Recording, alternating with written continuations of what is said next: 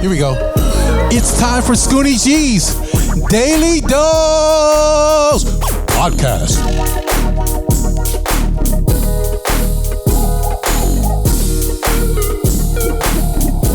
Come on, y'all. Turn up. Who's with me?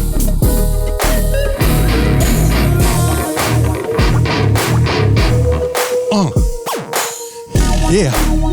Come on. Come on. On today's episode, we have Chris the Glove Taylor, part 2. I love this because when the door of opportunity opens, don't knock. Kick that bad boy down. kick it in and run through it. And tell him, and you better know how to do what you tell him you can do. Right. So I got in there. I didn't have any idea. I went and hired a studio, paid all this. They gave me like $20,000 per song. I had to make 4 pieces of song. This is in 1983. Wow. I made over $100,000 off of breaking at the time. Okay. Amazing. I was 21. So I got the plaque. I got that came a few weeks later, but this thing ran through very quick. Radio was, the reason that it got important because radio was one of the clubs that got put on the cover of, back in those days, the LA Times had a calendar section where all the movies were. I remember that. We was on the cover of Calendar. Wow, wow, wow. Yeah. Man, so this before Death Row. Before Death Row, this guy already has a platinum record. I'm on the cover of a magazine. Cover of a magazine as a DJ. And did you hear him talk about the money in his pocket first too? That's not even DJing money. That's movie money. That's movie that's money. That's not record industry money. That's a whole different thing. And at 21 years old, right. So man, how did you stay grounded through all that? Very good question. So what happened was, this is the thing that Ice-T speaks on in one of his interviews. They go, so when you and Glove did the song, because I had the music, I did all the stuff, and then they called me at the last minute. We need a rap talking song. They call Rap Talker. His credit is Rap Talker. My credit is Scratcher, right? Chris the Glove, Scratcher. Like, what the hell is a scratcher? I'm in there scratching people. It's like Fluffer. Right. So anyway, we move on, and I'm sorry, I lost my place, but I got this money to do this song, and they said, well, can you make a rap talking song about that? So I called up Ice-T, shoot him, a few G's, and it was like, we played that thing in like 3 hours. Wow. Yeah, and he wrote the song about the DJ, so it was cool to have that. I didn't even know he cared. That is amazing. I love hearing these amazing stories because it seems like there's a certain kind of energy that you have to have for these doors to open, right? So when those doors open, like you said, you just ran through it, and then one thing leads to the next and to the next. Would you say it's also about relationships? Yes, it's all about relationships. I learned that a tricky way. You would think that it was about how much money you generate or how much you're dope or whatever you think about your person, Christopher. But it turns out that it's the relationship with the person. That's why they call you instead of any of these guys. That's amazing. Like before we did the interview, we were just kind of talking about some things, and he was like, yeah, well, I can call this guy, this guy, this guy, and this guy because they're my friends. And now somebody or some company called them. And I know Snoop is like this too. Like if a record company calls me and they want a feature, that's X amount of dollars. Yeah. But if my friend over there needs a feature, I got you. You know? Yeah, it's love. These records that people see and these things, these guys do this. They get money because of it, but they're doing it. They couldn't stop Snoop and Drake from working together, or anyone like to those calibers of doing these collaborations. 21 Savage and Drake right now. So you can't even imagine. We got the studio over here, right? And we got Beyonce, Rihanna, Jay-Z, and I don't know, Lupe Fiasco. If I start playing music, they're gonna gravitate to the studio. It's like a call. It's like Pied Piper. Pied Piper, yeah. It's like you can't help it. The beat is hot, which it is. They're gonna start having ideas. Right. You'll see paper or phones or people's minds start to click. Nobody's gonna ask you for a check. They're gonna say, when can I get down? When can I get on that? Can I And then jump they'll on get that? the calls from the managers and all that later. But Yes. you can't stop us from working. It'll never happen. There's nobody going to walk in and say, pay me first.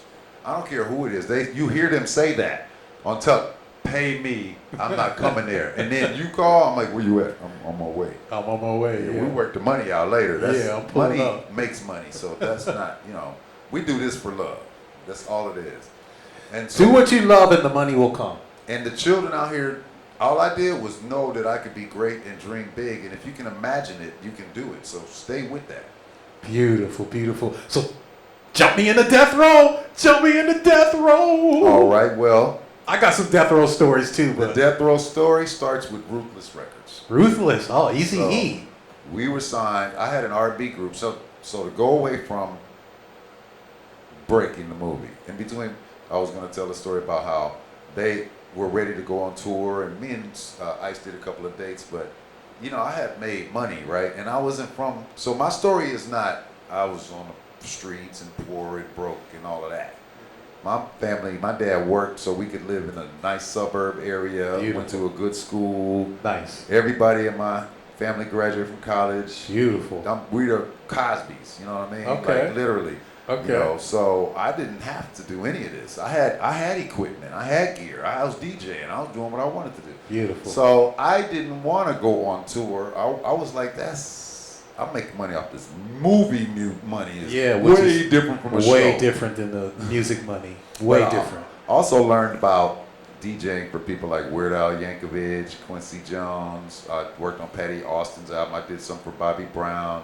I told you I met the engineers that worked with Lil Silas, rest in peace, was the guy who produced and created that whole Bobby Brown sensation. Wow. That's where I met Babyface and learned about the C800 microphone that I showed Dre years later. Well, actually, I learned about it from the relationship of him, but the mic came out in '92. Quick shout out to Dave Aaron. Rest in peace, Dave Aaron, a mutual friend of ours. My mentor that I came up with met Dave Aaron in 1999 at Music Grinder Studios, Snoop Dogg and the East Siders, and he took me under his wing. The reason why he took me under his wing, because I knew how to make a really great cup of cappuccinos. Seriously? Seriously. Can you still make cappuccino? I can still make a mean cappuccino. Okay, so when we go to Greece, I'm gonna have to call you to make the cappuccinos. That's gonna be it. And it's not to cut you off, but the thing when I started working at the studio was that I would never ask anybody. So we're talking about the door of opportunity. I would never ask anybody if they wanted a cappuccino. I would just make them and then take them to all the engineers that were working in the studio. So after about 2 weeks of taking Dave, that daily cappuccino, he looked at me, turned around and said, "Man, you be bringing me these cappuccinos. I'm addicted to them. Now, what's your name?" And then it just took off from there. Boom. Yeah, man, that's what you do. You lead with love, and Yes. love will follow. Yes. And the children out there, especially like I was telling you about a PA training program, which is off subject, but we also created a career path for children starting at 11, 12, up into high school. So when they go to high school, they can already learn about it and say, "Oh, I want to be a director, a writer of this. So I want to take my PA training, get on this movie, and find the writing department and work with them, or find That's beautiful. find the cosmetics or." Is that a charity or just something that you guys do? Well, so we run it like a charity. We get donors to give us the money to train for free, and we train the children. But now some of the schools are going to, it's for profit, but some of the donors are going to, like the school districts themselves are going to pay minimal, Beautiful. but it's like, it's like $1,000 for you to come and do a seminar. But you can, Wow. we can teach you in 2 days. You can go leave and go get a job as a PA and make $75 an hour or up. Wow. In 2 days. That's a beautiful give back program. What made you? I already know the answer, but I'm gonna ask you anyway. What made you want to do that? To give back like that? I always wanted to give back and create a school. I wanted to give the knowledge. Every time I got robbed or slighted or felt like I made a mental mistake, because I don't blame anyone for anything that I didn't receive. It's all things I should have known. I want to teach a kid. So when they go to talk to the 9-year-old version of Scoonie, that's like, well, I don't want to do this 3/4 stat rate that's in here. You got to remove that. And they're going to go, how do you know what a 3/4 stat rate is? It means I get 3/4 of the money that you say that I'm going to get up here. Wow. And then if you're 10 and you know that, they can't pull nothing over you. Like, it's all kind of stuff. We got to get more people involved like Chris is involved. It's something that he doesn't have to do, but it's something that he loves to do. And we're going to talk more about this in our community because we really have to mentor these kids that are coming up. I know me, for instance, I was in a neighborhood where most of my guys that I came up with are either in jail or not with us here anymore. And thank God that my parents got me involved in so many free after-school programs, one of them being music, and really kept me off the streets, kept me out of trouble. So thank you so much, man, for giving back like that. Absolutely. And so tell us some of the stuff that you're working on now. So I've been watching your Instagram, and you're doing we invited you here to Nova 3 because this is a Web3 company, but I see you're really deeply involved into this whole NFT thing. Tell me about your NFT experience. Yeah, I believe in the, so every, like Bitcoin, Ethereum, Solana, these are not just coins, these are databases or like complete internets. So the more that you use the Bitcoin system, the more valuable it becomes. It works on, that's why they say that they have such a heavy carbon footprint, because you have to generate so much energy to create it, pop out of a computer.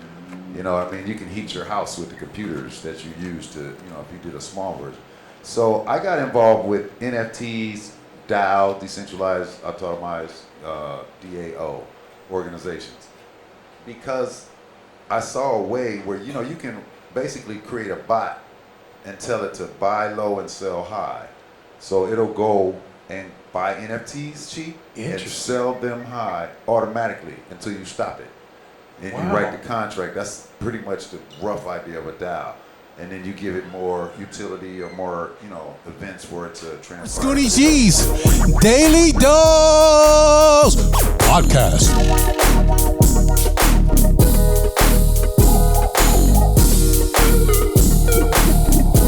Come on, y'all. Turn up. Who's with me?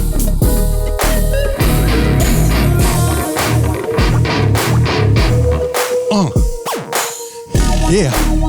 Come on.